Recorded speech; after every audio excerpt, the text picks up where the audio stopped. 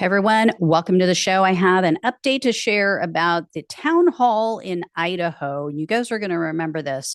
This was where a woman was literally dragged out of her seat by several men and dragged out of the venue. There are lawsuits now. There's legal actions flying as a result.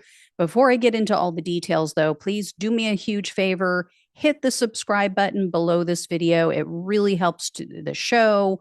It is completely free for you. It just helps with the algorithm. And a huge thank you to everyone who supports the show with donations. I honestly could not do this without you. So here's what's going on with this town hall, or the fallout from this town hall. I'm sure you guys all remember this. This was a woman named Teresa Borrenpohl, I think is how you pronounce her name. She was seen on video. She was ordered to leave a town hall. This was on February 22nd in Coeur d'Alene, Idaho. A county sheriff named Robert Norris, he walked up, he ordered her out because she yelled at the presenter. Okay, they say she had already disrupted the event, that she had interrupted the speaker multiple times. I don't know if any of that is true, but again, it's a town hall, supposed to be a town hall, right? So she yelled out the part that we could see on the video. Is this a town hall or is this a lecture? So lead you to believe that they weren't allowing people to speak in general. So Norris goes up, he starts tugging on her arm to try to get her out of her seat. That became a story in and of itself because Norris is receiving something like $150,000 a year in disability from the Los Angeles Police Department. He previously worked at the LA Sheriff's Office and he was allegedly injured on the job. So he's making ton of money while still working as a sheriff in another state. Apparently he's not injured that bad. I digress. So Norris then ordered several men to remove Borrenpohl. And these men just refused to identify themselves. Borrenpohl kept yelling, "Who are you?" She was yelling to the sheriff, "Who are these men? Are these your deputies?" Neither the men or Sheriff Norris would answer her. They end up getting really rough with her. One of them bent her arm behind her back. They got her down on the ground on her knees and bent her arm behind her back. They hyperextended her wrist. And then they ended up wrestling her onto the floor where she's laying on the ground in the aisle. And they literally dragged her up the aisle and out of the meeting space. So a lot has happened since then. The men who dragged her out have been identified as private security guards. They're from a company called Lear Asset Management, Lear. At the time of this incident, the Coeur d'Alene, Idaho police sergeant, it's a guy named Jared Renew, not sure. He told NBC News that the police chief had recommended revoking the city's license for Lear. And the reason they wanted to do this was because they are supposed to have some sort of identification on them at all times. Well, since then, Lear had its business license revoked for violating that city ordinance.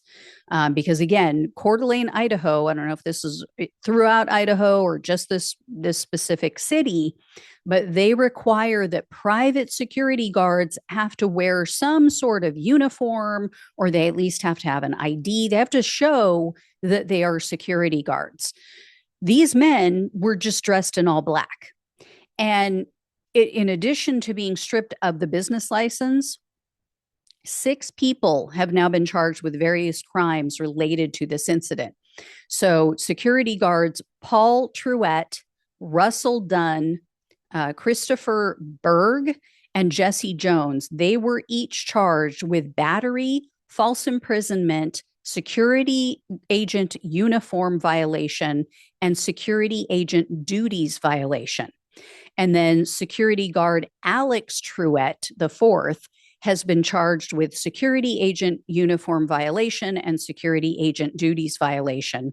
And then a 6th man, I don't know if he's maybe not a security guard because he was just charged with battery. So I don't know if he was just a bystander, if he just was there in the audience and he helped out with this. Not sure. Well, on top of that, Borrenpohl has now filed a lawsuit against everyone involved, including Sheriff Norris. So Borrenpohl is asking for $5 million in damages. And she said in a statement, quote, town halls are intended to foster conversation and discourse across the aisle, which is why I am deeply alarmed that private security dragged me out of the public meeting for simply exercising my fundamental right of free speech. I could have never imagined my right to free speech and my right to assemble could be stripped in such a violent way. Due to the sensitivity and shock of the matter, I am unable to speak on this situation immediately, but I will make my voice heard when the time is appropriate. So good for her. I hope she wins. I hope that they get everything they deserve. The bullies of this country falsely believe they have the same blanket immunity as Donald Trump. It is just not the case. And we're seeing this happen more and more. We saw a man dragged out of another venue recently. I forget the state, but then we also saw Marjorie Taylor Greene. People walked up. She had sheriffs there or police officers there, walked up and grabbed men, two different men who stood up to take issue with her, rightfully so, to call her out on her bullshit, and drag these men out. Like, we're surrounded by officers, tasered them even. So I hope they sue as well, because this is not free speech. This is the free speech party, right? These are the free speech absolutists. Oh, I'm all about free speech. When Donald Trump first got in, I'm going to sign this executive order saying that the government isn't going to silence people anymore. They are so freaking full of shit. They are the biggest hypocrites on the planet. What they mean is they want to say whatever the hell they want to say, but they want to silence anyone who challenges them in any way, shape, or form. They are such little snowflake crybabies. Seriously, they are typical bullies. They can dish it out, but they cannot take it. So again, so I slammed my mic. Getting so worked up here. Anyway, I hope that Borrenpohl, I hope she gets every penny that she's asking for. And I hope other people around the country start taking note and start suing these lawmakers as well, because we do have a right to assemble. We do have a right to free speech, and they do not have a right to shut us up and take it away. So if they're going to hold a town hall, then they need to woman up, grow a pair of ovaries, and listen to what the people have to say. And if they want to talk back, they can. But silencing the true majority in this country is not going to work. So anyway, I will let you all know when I hear more, if I hear more on this case. Thank you so much for watching and listening. Please like, please share, and subscribe. Please donate if you can. Love you all. Take care. Talk with you soon.